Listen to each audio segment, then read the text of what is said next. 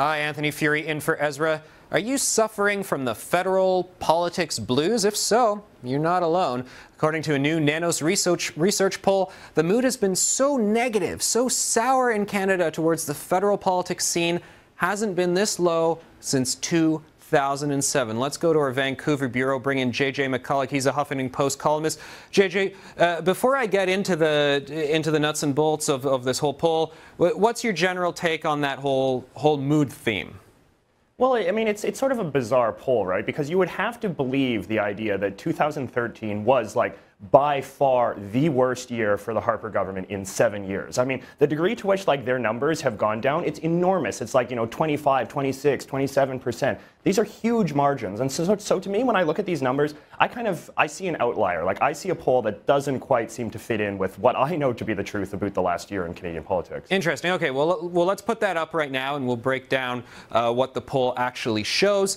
So 31% of respondents say Canada is moving in the right direction. 55% say Canada is moving in the wrong direction. And that is almost double what the poll was last year. And then speaking about the general opinions towards the federal government, again, it's the approval has dropped by about half. So you're right, it's a really precipitous then. But so you're saying outlier. I mean, what do you think the outlier is? Because the authors of this report in their executive summary, they say, well, come on, Senate scandal. Well, yeah, well, I mean, and I think that's probably true. I mean, what it seems to be the case when you look at this poll and when you look at the degree to which the numbers have declined so massively in every category, I mean, the only conclusion you can sort of reasonably draw is that a lot of people were in a kind of very sour mood and just answered very negatively to every single question. And the only thing that I can really discern that would have caused people to be in such a sour mood is, of course, the Senate scandal, which has sort of been the defining scandal of the Conservative government, I would say, in their entire administration and definitely in the year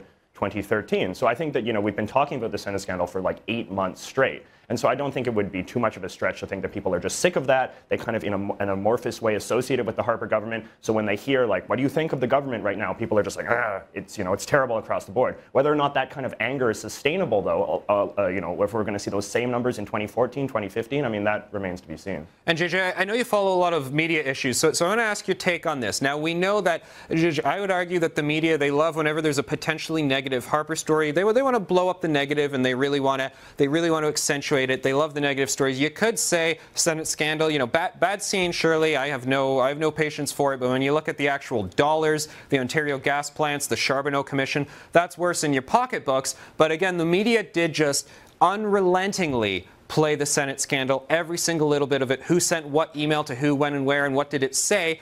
So this is a mood poll. This is not a poll of who you're going to vote for. From that perspective, do you think that mood translates into electoral politics?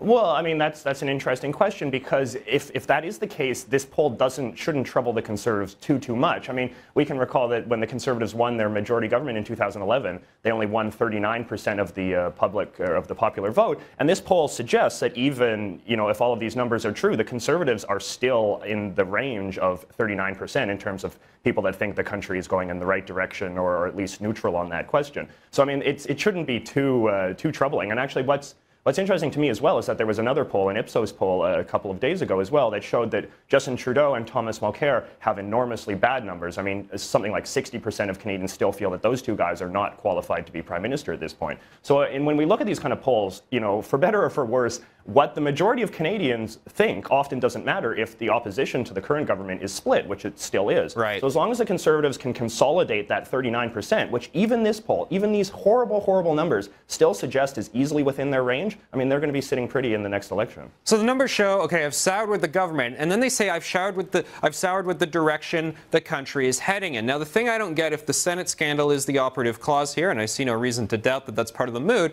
well, the country is not heading in the Senate scandal direction. If anything, we're going to see less of this now because they want to bring in very tight rules and laws, and they're all, you know, there's all these RCMP investigations. I mean, clearly this is not the way the country is heading. So is there something that I'm not understanding here, or is it just people, you know, people are not sort of putting that narrative together?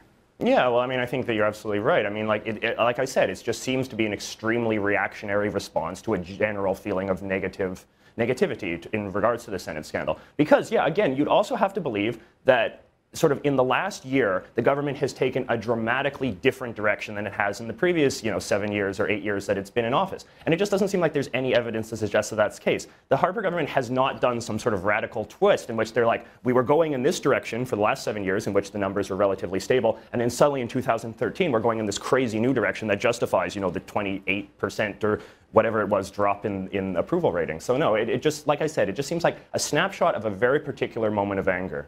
So is this just sort of a fun little poll about, a snapshot of anger and shrug it off? Or do the backroom boys got to go, oh, okay, how do we play on this? We got to roll out an ad campaign for demographic X. No, I mean, like I said, I just don't see any evidence to suggest that this is anything but an outlier. And actually, another interesting statistic from this poll that I think shows this point even more is the idea that, federal-provincial relations have never been worse over the last 7 years, or the idea that Canada's foreign policy has never been worse over the last 7 years. You cannot be a rational person and look at these numbers, look at these massive declines, and not think, okay, there's something else going on here. Because even if you're inclined to be very critical of the government, and I can look critically at this government, even though I would say overall I'm a supporter, you cannot argue that the conservative foreign policy has gotten so much worse between 2012 and 2013 that these kind of drops in numbers are in any way rational. Mr. McCullough, we got to go. Thanks so much for joining us. Thank you, sir.